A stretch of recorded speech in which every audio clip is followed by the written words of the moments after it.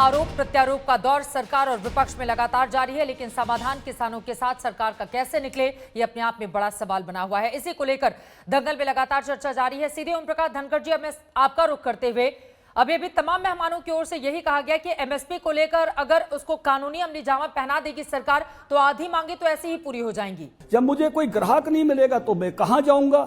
मैं अगर सरकारी दुकान भी खोल देता हूं, मान लो सरकार के नाते से, तो सस्ता, जब गरीबों को जो सस्ता अनाज मिलता है उसकी भी रिसाइकलिंग होगी और लंबी लंबी किलोमीटरों की लाइन रोजाना लगी रह जाएगी। क्योंकि अनाज सस्ते देना सरकारी दुकानों पर, यह भी एक सरकार की जिम्मेवारी है कि वो गरीबों को खाने के लिए सस्ते अनाज दे।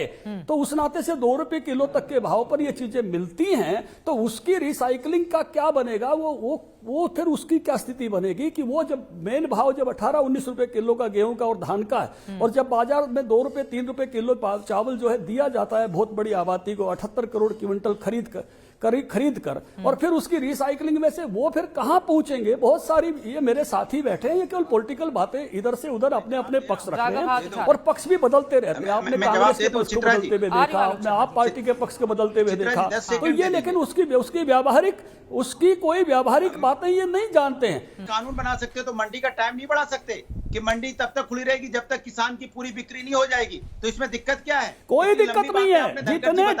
जितने कानून बन सकता है, कानून नहीं हो सकता कि इनको बताइए,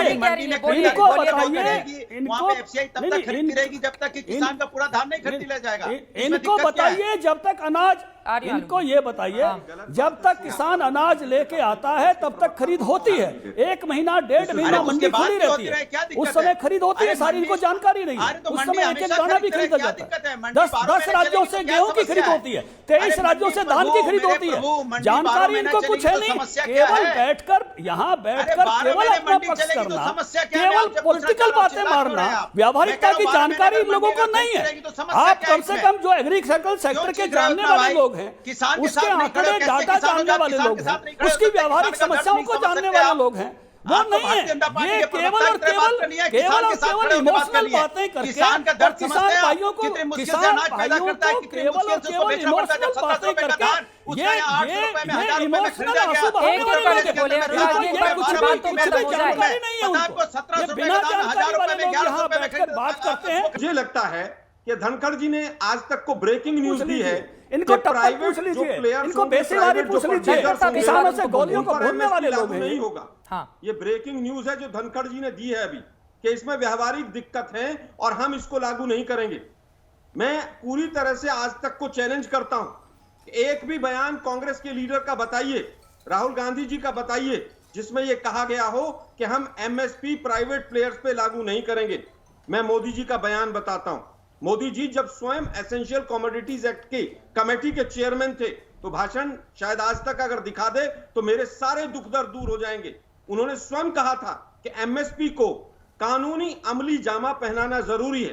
कांग्रेस नहीं बदली, बदले मोदी जी हैं, बदले धनखड़ जी हैं। और आज तक पर आज ये ब्रेकिंग न्यूज दी है इन्होंने कि हम व्यावहारिक कारणों से प्राइवेट परचेजर्स को एमएसपी पर नहीं ला सकते। मैंने ये नहीं कहा, ये पूरी तरह से दुर्भाग्य है।